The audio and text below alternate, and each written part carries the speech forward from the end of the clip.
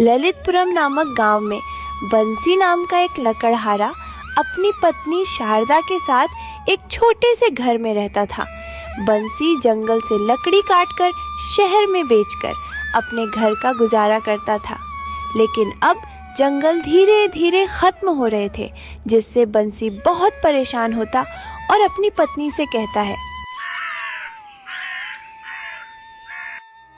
अरे ओ भाग्यवान, जंगल तो खत्म होते जा रहा है। बड़े बड़े उद्योगपति जंगलों में कंपनियां बना रहे हैं।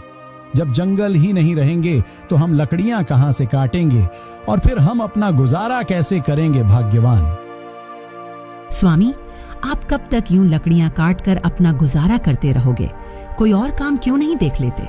हमारे मोहल्ले में जो रतन चौधरी रहता है, उसकी जमीन किसी उद्योगपति ने खरीद ली है। वह उस पर कंपनी बनाएगा। अरे भाग्यवान, तुम अब उस रतन चौधरी को बीच में क्यों ला रही हो? तुम कहना क्या चाहते हो? मैं समझ नहीं पा रहा हूं। स्वामी, उसके बदले में रतन चौधरी को 50 लाख रुपए मिले हैं। अरे बाप रे, 1 बीघा जमीन में 50 लाख रुपया। भाग्यवान, मुझे तो लाख का नाम सुनकर ही डर लग रहा है और मैं दिन भर मेहनत करता हूँ, तब जाके 50 से 100 रुपया कमा पाता हूँ। मगर भाग्यवान, मुझे एक बात समझ नहीं आ रही है, रतन चौधरी इतने सारे पैसों का क्या करेगा? स्वामी, उन पैसों से उसने 2 बीघा जमीन खरीद ली है और बचे हुए पैसों से अपना कारोबार शुरू कर लिया है। भाग्यवान, तुम्हारा मतलब 1 बीघा जमीन बेचकर 2 बीघा खरीद भी लिया और फिर भी पैसे बच गए और अपना कारोबार भी शुरू कर लिया। यह तो सोने पर सुहागा हो गया। इसलिए स्वामी, आपको कहती हूँ कि आप भी अपनी जमीन बेच दो। वैसे भी आजकल खेती में रखा ही क्या है। अरे भाग्यवान, तुम उसे बेचने के बारे में सोच भी कैसे लिए हो? स्वामी, आप जितनी लागत लगाते हैं उतनी पैदावार नहीं होती। कभी फसल मर जाती है तो कभी कीड़ा लग जाता है। तुम्हारी सोच अभी भी पहले जमाने की है। स्वामी, आप दुनिया को देखो कितनी आगे बढ़ रही है और तुम आज भी वहीं के वहीं हो। कभी अपने हालात भी देख लिया करो। पूरे दिन मेहनत मजदूरी करने के बाद जाके 50 से 100 रुपया कमा पाते हो और कभी कभी तो वह भी नहीं कमा पाते। स्वामी, कभी आप बाहर निकल कर देखो, दुनिया में कितने अमीर अमीर लोग हैं। हाँ भाग्यवान, तुम बिल्कुल सही कह रही हो। मैं अपनी जमीन बेच देता हूँ। मैं कल ही जमींदार के पास जाऊंगा। शायद उनकी नजर में कोई अमीर आदमी हो जो हमारी जमीन खरीद ले और इस जमीन को बेचकर हम भी दूसरी जमीन खरीद लेंगे और बचे हुए पैसों से कोई कारोबार कर लेंगे। फिर अगले दिन जैसे ही सुबह होते हैं, बंसी जमींदार के घर पहुंच जाता है और जमींदार से कहता है,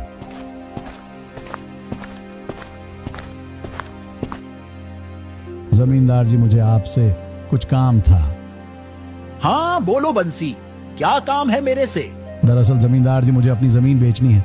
अगर तुम्हारी नजर में कोई आदमी हो जो मेरी जमीन खरीद सके तो आप मुझे बता देना। अरे बंसी, तुम कौन सी जमीन की बात कर रहे हो? मालिक, वही जमीन जिसको गिरवी रखकर मैं तुमसे पैसे ले गया था। मालिक, अब लकड़ी का काम तो बचा नहीं, इसलिए सोच रहा हूँ जमीन बेचकर कोई कारोबार कर लूंगा।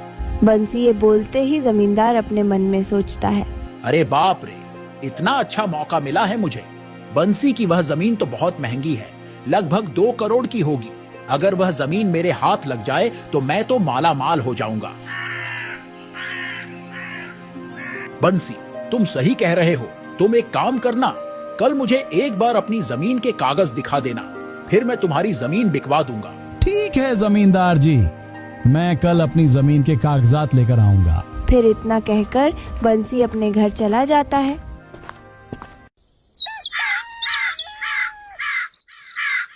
और फिर सुबह होते ही बंसी कागजात लेकर जमींदार के पास चला जाता है।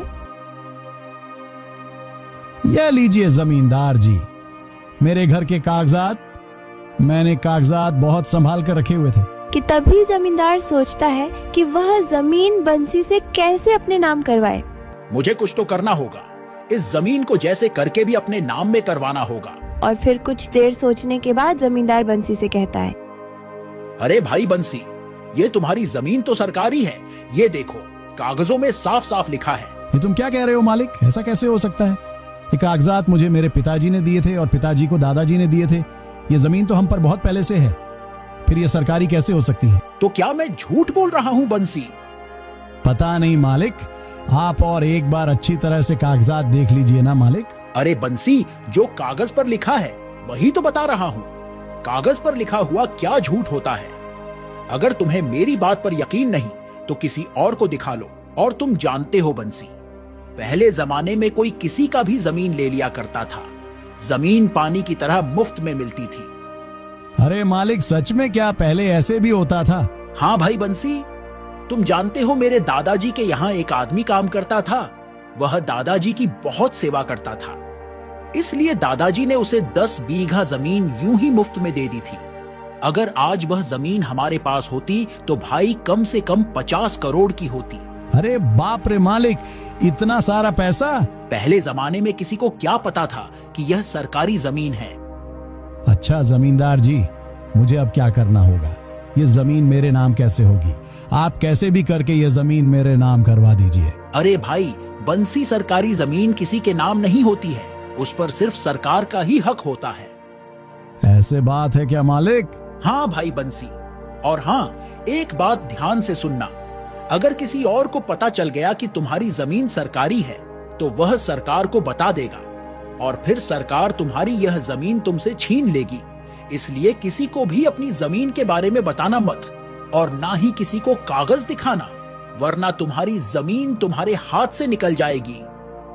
जमींदार जी, अब मेरा क्या होगा? मुझे तो कुछ भी समझ नहीं आ रहा है, आप ही कुछ बताइए। वैसे तो मैं इन सरकारी मामलों में पड़ता नहीं हूं, लेकिन तुम सीधे साधे आदमी हो, इसलिए मैं तुम्हारे लिए काम कर सकता हूं।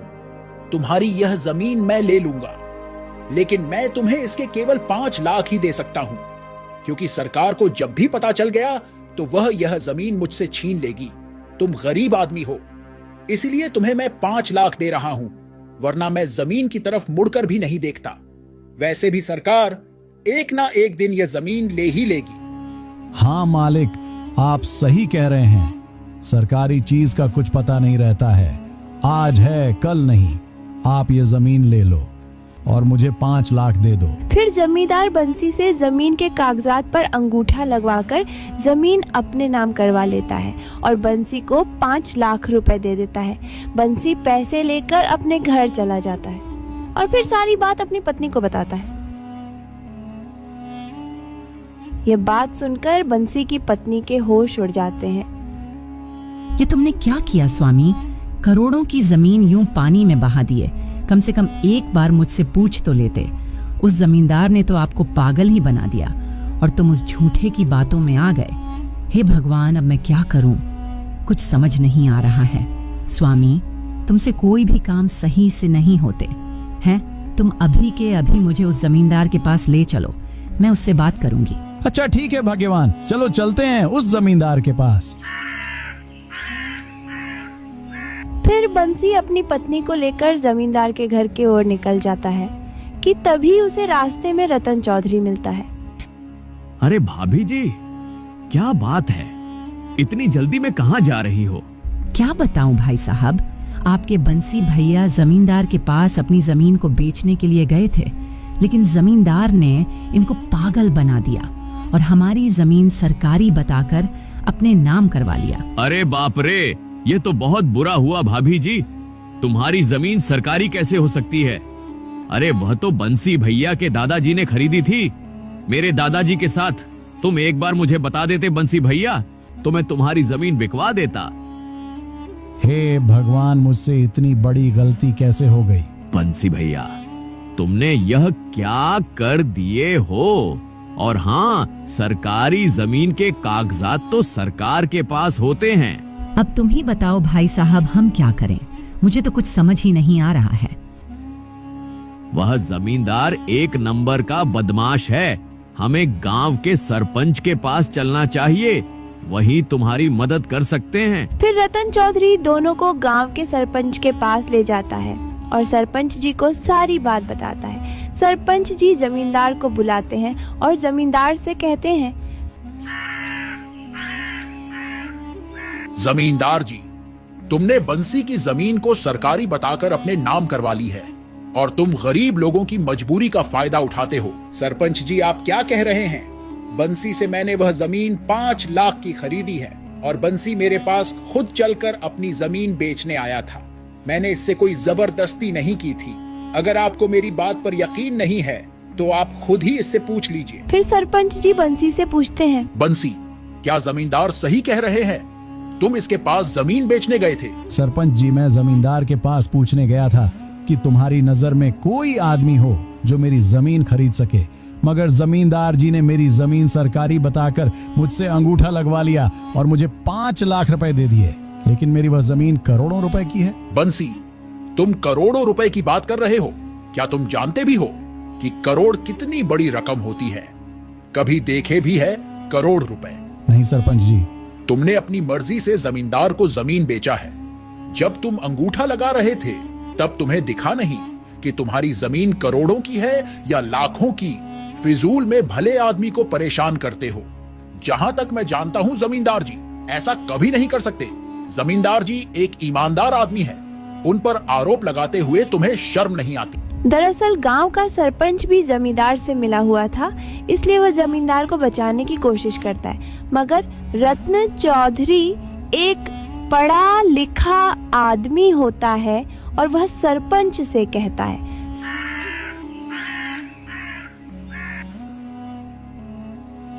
अरे ओ सरपंच जी, बंसी एक अनपढ़ आदमी है।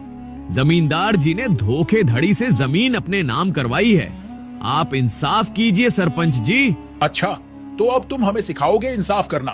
तुम तो देख रहे हो बंसी ने जमींदार से 5 लाख लिए हैं, फिर इसमें धोखाधड़ी वाली बात कहां से आ गई? सरपंच जी, मुझे लगता है तुम भी जमींदार से मिले हो और तुम दोनों मिलकर बंसी को लूट रहे हो। मैं तुम दोनों पर आईपीसी धारा 420 का केस करूंगा, जो कि धोखे धड़ी के लिए लगाई जाती है। यह 420 की धारा क्या होती है? अरे बच्चे, मैं इनसे डरने वाला नहीं हूं।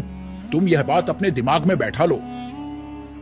मैं तुम दोनों पर आईपीसी धारा 420 का केस करूंगा, जो कि धोखे धड़ी के लिए लगाई जाती है। सरपंच जी समझ जाता है कि रत्न चौधरी एक पढ़ा लिखा इंसान है और अपने मन में कहने लगता है, अगर मुझ पर कोई केस हुआ तो मेरा सरपंच का पद छिन जाएगा और जेल भी होगी। और फिर तुरंत सरपंच जी रतन चौधरी से कहते हैं, अरे भाई रतन चौधरी, यह कैसी बातें कर रहे हो?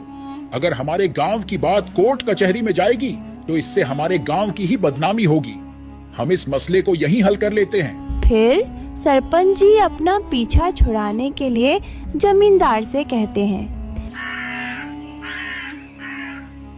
जमींदार जी, बंसी एक अनपढ़ आदमी है, तुम्हें इसकी जमीन वापस करनी होगी।